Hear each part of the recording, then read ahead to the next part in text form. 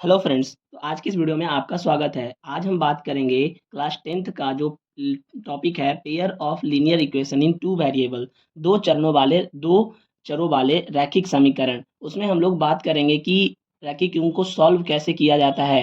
तो इनके बनाने के ना तीन तरीके होते हैं, एक प्रतिस्थापन विधि, विलोपन विधि और एक ब्रज गुणन विधि। तो आज इन्हीं टॉपिकों पे बात करेंगे कि प्रतिस्थापन विधि क्या होती है और इसे कैसे बनाया जाता है, विलोपन विधि क्या होता है और इसे कैसे सॉल्व करते हैं, ब्रजगुणन विधि क्या होता है बताया जाए। तो ये तीनों के तीनों एक ही, तीनों के तरीके अलग है लेकिन तीनों के करने से आंसर वही आता है। तो इनके तरीके अलग हैं। तो आज हम बात करेंगे प्रतिस्थापन विधि और इसी के ऊपर वाले जो चैप्टर होंगे इनके सारे क्वेश्चन के सॉल्यूशन को सॉल्व करेंगे।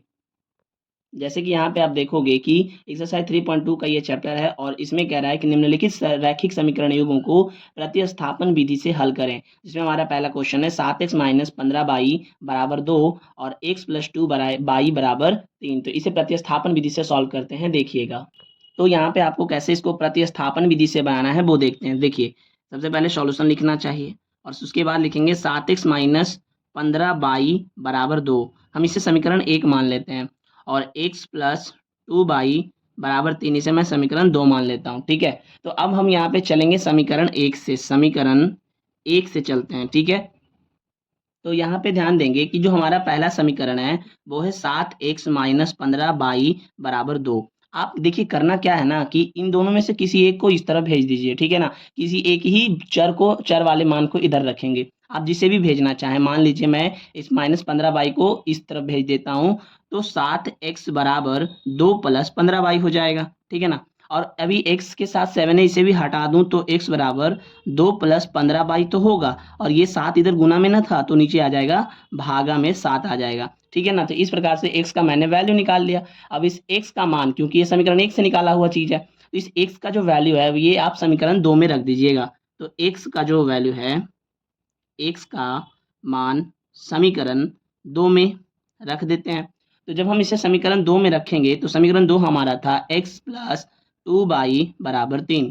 तो x चूंकि हमने निकाला है 2 प्लस 15y बटे 7 प्लस 2y बटे कुछ नहीं तो 1 ही होगा, बराबर 3। अब आप इसे सॉल्व करेंगे, तो जब आप इसे सॉल्व करेंगे तो 7 और 1 का एलसीएम निकालेंगे ना, तो 7 और 1 का एलसीएम आ जाएगा 7। इसके बाद 7 से 7 डिवाइड करेंगे तो ये यही रह जाएगा 2 प्लस 15 प्लस 1 से भाग देंगे 7 को 7 और 7 को 2 से गुना करेंगे तो 7 दूनी 14 और बराबर में हो जाएगा 3।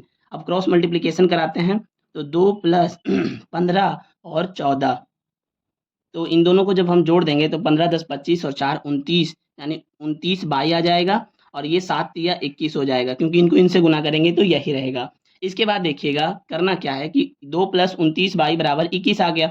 हमें क्या चाहिए, y का मान चाहिए पहले, तो 29 को इधर ही रखेंगे और 21 ये माइनस 2 चला जाएगा इधर, क्योंकि ये प्लस 2 है ना, तो इधर जाके -2, तो 29 बराबर हो जाएगा 19। ठीक है, तो बाई बराबर क्या आएगा, बाई बराबर 19 बटे क्या आ जाएगा, 29 आ जाएगा। ये 29 गुना में तो भाग में, तो इस तरह से बाई का वैल्यू निकल गया। अब मुझे एक्स का भी चाहिए, क्योंकि एक्स का प्रॉपर वैल्यू नहीं निकला था, उसमें बाई शामिल था। तो एक्स का वैल्यू क्या निकल जाएगा, तो एक्स बराबर 2 प्लस 15 बाई, बाई हमारा निकल के आया 19 बटे 29 और पूरे बटे का 7। अब जब आप इसे सॉल्व करेंगे, तो यहाँ पे जब आप इसे सॉल्व करेंगे तो सॉल्व करके ये जो हमारा आंसर आएगा वो 49 बटे का 29 आ जाएगा। तो इस प्रकार से हमने प्रतिस्थापन विधि के द्वारा x का वैल्यू भी निकाला और y का वैल्यू निकाला। इसमें कई सारे ऐसे ही क्वेश्चन हैं, जैसे कि आप देख पाएंगे। देखिए, इसमें आपको जैसे दूसरा क्वेश्चन ले लो या तीसरा चौथा, सारे एक ही तरह से बनने हैं। और भी इसमें क्वेश्चन, इसमें हम लोग देखेंगे दूसरा नंबर क्वेश्चन भी वैसे ही है, प्रतिस्थापन विधि से हल करना, और तीसरा भी वैसे ही है, प्रतिस्थापन विधि से हल करना। तो मैंने पहला बता दिया, अब मैं दूसरा बता देता हूँ और एक तीसरा बता देता हूँ, तो इससे आपको सारा बन जाएगा। अब देखेंगे दूसरा कैसे बनाएंगे। दूसरा भी वही सवाल है, बस इसे प्रतिस्थापन विधि से सॉल्व करेंगे। तो सिंपली अभी आपको बताया कि ये समीकरण 1 है और ये समीकरण 2 है, तो हम चलते हैं समीकरण 1 से। तो समीकरण 1 में है x प्लस वाई बराबर a माइनस बी। किसी भी एक को आप इधर उधर कर सकते हो, मान लो मैं x को इधर ही रखता हूँ और a माइनस बाई बी है और इधर माइनस बाई हो जाएगा। तो यहाँ पे x का जो वैल्यू आ गया वो आ गया a minus b minus y. अब इस x का जो भी वैल्यू है समीकरण 2 में रखते हैं, यानी x का मान समीकरण 2 में। तो समीकरण 2 में हम x का मान रखते हैं, तो समीकरण 2 है ax माइनस बी बाई बराबर a square plus b square. तो ए तो ये है, x की जगह पे हम रखेंगे a minus b minus y, है ना, और माइनस बी बाई बराबर a square plus b square. जहाँ x था वहाँ x का वैल्यू रख दिए। तो जैसा कि हम यहाँ देख रहे थे कि x का मान समीकरण 2 में रखे, तो ये हमारा बन के आ गया इक्वेशन। आगे इसको सॉल्व करते हैं। a गुना a क्या हो जाएगा, ए स्क्वायर, ये a और ये माइनस, तो माइनस a और b a b, plus minus minus a और बाई ए बाई, और ये माइनस बी बाई तो है ही, बराबर a square plus b square. ये ए स्क्वायर से ये ए स्क्वायर खत्म हो गया क्योंकि बीच में इक्वल है और दोनों तरफ सेम था, तो बच गया minus A B minus a y minus B by बराबर बी स्क्वायर।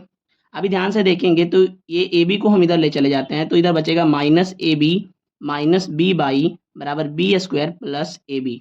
अब हमने ऐसा क्यों किया, क्योंकि इन दोनों में बाई कॉमन है, तो यहाँ से बाई का वैल्यू निकलना आसान हो जाएगा। तो बाई को ले लिए कॉमन, बाई को नहीं माइनस कॉमन लेंगे, माइनस बाई, तो माइनस वाले हो जाएंगे प्लस सारे, यानी ए प्लस बी हो गया, बराबर बी कॉमन ले लेंगे, यहाँ से भी बी कॉमन देंगे तो यहाँ बी बचेगा और यहाँ ए बचेगा। अब माइनस बाई बराबर बी इंटू ए प्लस बी, और ये नीचे ये गुना इधर भाग में ए प्लस बी, ये दोनों कट गया, तो माइनस बाई बराबर बी, तो माइनस इधर चला जाएगा यानी माइनस बी हो गया। बाई का वैल्यू आ गया माइनस बी, यहाँ पे आप देखेंगे तो बाई का वैल्यू आ गया माइनस बी। अब हमें किसका वैल्यू चाहिए, एक्स का, तो जो बाई आया ना उसको एक्स में, एक्स समीकरण 1 में रख देंगे, या जो एक्स निकाले थे ना उसमें आप रख दीजिए।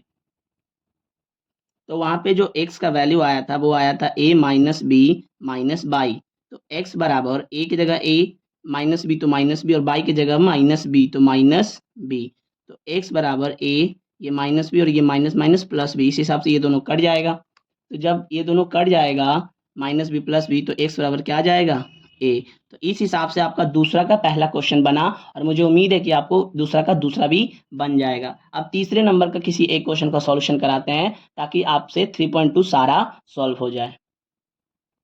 तो ध्यान देंगे तीसरा भी वही है, यहाँ भी हमें प्रतिस्थापन विधि से ही सॉल्व करना है। तो देखिए करेंगे कैसे, आपको पता है कि ये हमारा समीकरण 1 है, ये हमारा समीकरण 2 है, हम समीकरण 1 की ही बात करते हैं। तो समीकरण 1 में आप क्या देख रहे हैं कि s माइनस टी बराबर 3 हो, तो s का हम क्या चाहेंगे वैल्यू, ये माइनस टी है ना, तो ये प्लस टी इधर चला जाएगा, तो s का वैल्यू आ गया 3 प्लस टी। अब इस s के वैल्यू को समीकरण 2 में रख देते हैं, ठीक है ना।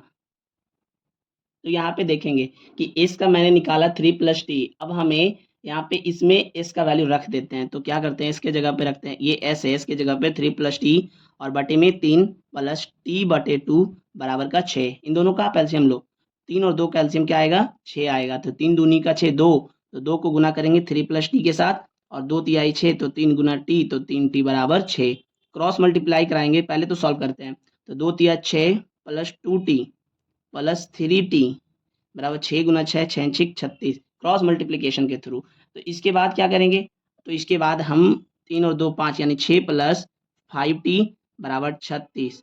अब ये क्या होगा, 5t तो इधर ही रहेगा, 36 माइनस 6 हो जाएगा, प्लस 6 तो इधर जाके माइनस 6, तो 5t बराबर आ गया 30। अब ये 5 से इसको काट दोगे तो t बराबर आ गया 6। तो इस प्रकार से t की वैल्यू 6 है हमारे पास। अब समी x का a तो t का निकल चुका है ना, अब एक और है क्या, s, और s हमने क्या मान रखा, s हमने क्या बनाया था, s बराबर बनाए थे 3 प्लस टी, s बराबर 3 प्लस टी, तो 3 तो 3 है, प्लस टी के जगह पे 6 यानी s बराबर 9। तो इस हिसाब से s बराबर 9 आ गया और t बराबर 6 आ गया। तो मुझे उम्मीद है कि एक्सरसाइज 3.2 आपको बेहतरीन ढंग से समझ में आया होगा कि प्रतिस्थापन विधि को हल कैसे करते हैं। अगर अच्छे से ये समझ में आया तो आप कमेंट में यस जरूर लिखिएगा, और इसके बाद नेक्स्ट सॉल्यूशन यानी कि 3.4 का करेंगे, अपने दोस्तों के पास शेयर जरूर करिएगा। धन्यवाद।